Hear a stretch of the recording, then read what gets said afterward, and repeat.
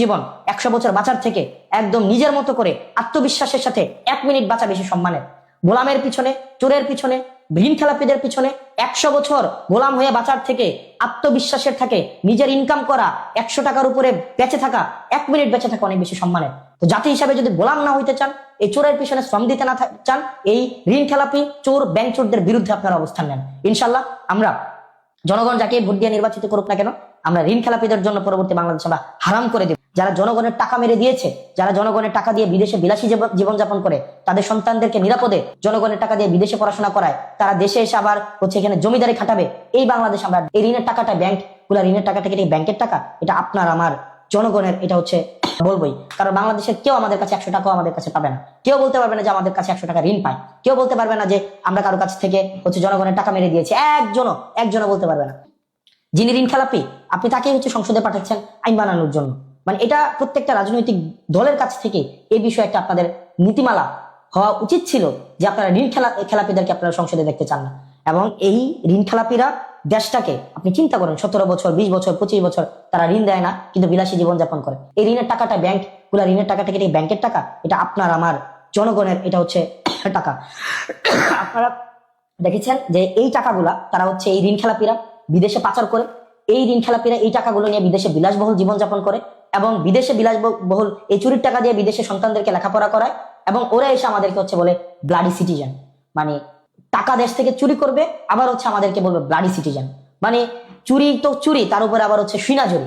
আমাদেরকে কমেন্ট সেকশনে, আমি আজকে পর্যন্ত, এই মুহূর্ত পর্যন্ত আমি কখনোই কমেন্ট সেকশন অফ করি নাই। নেভার, কখনোই কমেন্ট সেকশন অফ করি নাই। এটা আমার সহনশীলতা এবং পরমত সহিষ্ণুতার পরিচয়। আজকে পর্যন্ত আপনি আমাকে যত গালি দিয়েছেন, এখানে প্রত্যেকদিন আপনারা যত ইচ্ছা আমাকে গালি দিতে পেরেছেন, আমি কখনোই সেটা রিপ্লাইও করি নাই, এবং সেটাকে আমি কখনো ব্লকও করি নাই, এবং আমি আমার কমেন্ট সেকশনকে কখনোই আমি অফও করি নাই।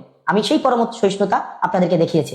আপনি যত ইচ্ছা গালি দিতে পারেন, আপনি যত ইচ্ছা আমাকে যা ইচ্ছা নেতিবাচক বলতে পারেন, কিন্তু দিন শেষে যেটা সত্য, সেই সত্যটা আমরা বলবোই। কারণ বাংলাদেশের কেউ আমাদের কাছে 100 টাকাও আমাদের কাছে পাবে না। কেউ বলতে পারবে না যে আমাদের কাছে 100 টাকা ঋণ পায়। কেউ বলতে পারবে না যে আমরা কারো কাছ থেকে জনগণের টাকা মেরে দিয়েছি। একজনও বলতে পারবে না। যারা জনগণের টাকা মেরে দিয়েছে, যারা জনগণের টাকা দিয়ে বিদেশে বিলাসী জীবনযাপন করে, তাদের সন্তানদেরকে নিরাপদে জনগণের টাকা দিয়ে বিদেশে পড়াশোনা করায়, তারা দেশে এসে আবার এখানে জমিদারি খাটাবে, এই বাংলাদেশ আমরা দেখতে চাই না। নেভার, এই বাংলাদেশ আমরা কখনোই দেখতে চাই না। ঋণ খেলাপিদেরকে কোনোভাবেই আমরা সংসদে আবার ঢুকতে দিব না। নেভার, কোনোভাবেই আমরা সংসদে ঢুকতে দিব না। যারা লজ্জা হওয়া উচিত, এটা লজ্জা হওয়া উচিত। মানে যারা ঋণ খেলাপি, আপনি ভাই জনগণের টাকা দিচ্ছেন না, আপনি আবার সংসদে যায় জনসেবা করবেন, আপনার তো লজ্জা থাকা উচিত।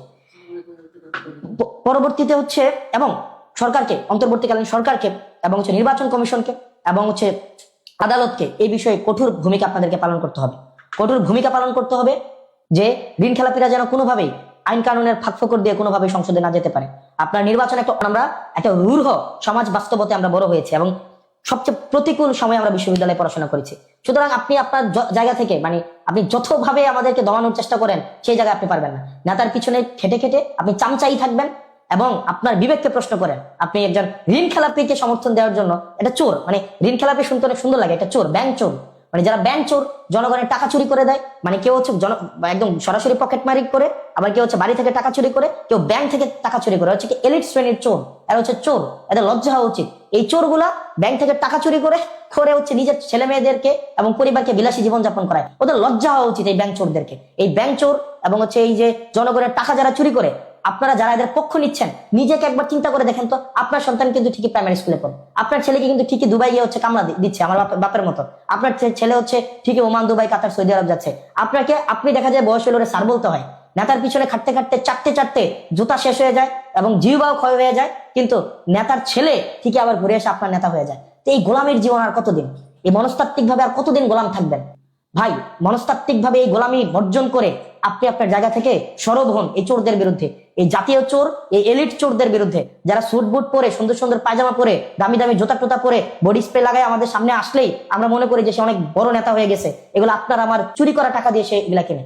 আপনার আমার যে টাকাগুলা, এগুলা ব্যাংকে রাখা ট্যাক্সের টাকা, সেগুলো তারা চুরি করে তারা বিলাসী জীবনযাপন করে, একদম গাড়ি করে সামনে এসে একদম করে। এই চোরদের বিরুদ্ধে আমাদের প্রতিবাদ থাকতে হবে। আর এই গোলামি থেকে যদি আমরা মুক্ত না হই, গোলামির চিন্তা থেকে, আপনি চিন্তা করেন, মানে সে তো চোর, এই চোরের গোলাম হচ্ছেন আপনি। মানে আমরা যখন এই ঋণ খেলাপিদের পক্ষে অবস্থান নেই, একবার চিন্তা হয় না এই টাকাগুলা দিয়েই কিন্তু আপনার সন্তানের চিকিৎসা নিশ্চিত হইতো, এই টাকাগুলাই দিয়েই কিন্তু আপনার সন্তানের শিক্ষা ব্যবস্থা নিশ্চিত হইতো, এই টাকাগুলা দিয়েই কিন্তু আপনার অবকাঠামো নিশ্চিত হইতো। কিন্তু এই টাকাগুলাই হচ্ছে ওরা বিদেশে পাচার করে ওরা আপনার বেগম পাড়া বানাইছে। আপনার নেতাকে কখনোই কষ্ট করে কম দামি জামা কাপড় পরে, কখনো বিলাসবহুল জীবনযাপন করে ছুটিতে যায় থাইল্যান্ড, অস্ট্রেলিয়া, সিঙ্গাপুর, ঠিকই কিন্তু ছুটিতে ওখানে বেড়াইতে যায়। কিন্তু আপনি দেখেন আপনার যেই কপাল এই কপালই থাকে, গোলামের কপাল। এই কারণে জাতি হিসাবে যদি মন থেকে আপনি গোলামি মুক্ত না হইতে পারেন, আপনার গোলামি যদি বিসর্জন দিতে না পারেন, আর নেতাকে এভাবে চাপতেই থাকেন, নেতার পিছনে যদি এভাবে খাটতেই থাকেন, এবং নেতাকে এই চোরের পিছনে, যারা চোর আছে কিছু, এই ঋণ খেলাপি চোর, বড় বড় চোর, এই চোরের পিছনে যদি যানজীবন দিয়ে দেন, এটা হচ্ছে আপনার মনস্তাত্ত্বিক গোলামি। এবং এটা গোলাম হয়ে পিছু পিছু ঘোরার থেকে নেতার পিছু পিছু ঘুরলাম, সারাটা জীবন দিলাম, কেরিয়ারটা নষ্ট করলাম, নেতার পিছনে পিছনে ঘুরে আবার দেখা যাবে 20-25 বছর পরে নেতা আবার তার ছেলেকে আইনা আমার উপর আবার নেতা বানাই দিচ্ছে। লজ্জা হওয়া উচিত আমাদের লজ্জা হওয়া উচিত, আমাদের লজ্জা হওয়া উচিত। ভালো থাকেন, সুস্থ থাকেন। আর মিডিয়া আপনারা হচ্ছেন দেখে ইতিহাস বিচার করে, ইতিহাস সময় টেলিভিশনকে বিচার করেছে, 71 টেলিভিশনকে বিচার করেছে, ইতিহাস হচ্ছে বিভিন্ন টেলিভিশনকে বিচার করেছে, বিভিন্ন সাংবাদিকদেরকে বিচার করেছে। সমস্যা নাই, আপনারা হচ্ছে আবার সেটেল করে, আবার ব্যাকডোর হচ্ছে কম্প্রোমাইজ করে হয়তো আবার যার যার জায়গায় হয়তো ফেরত গিয়েছেন, যাচ্ছেন, এগুলো কিচ্ছু আসে যায় না, কিন্তু ইতিহাসের দায় থেকে কেউ মুক্ত হবেন না। ধন্যবাদ, সালাম আলাইকুম।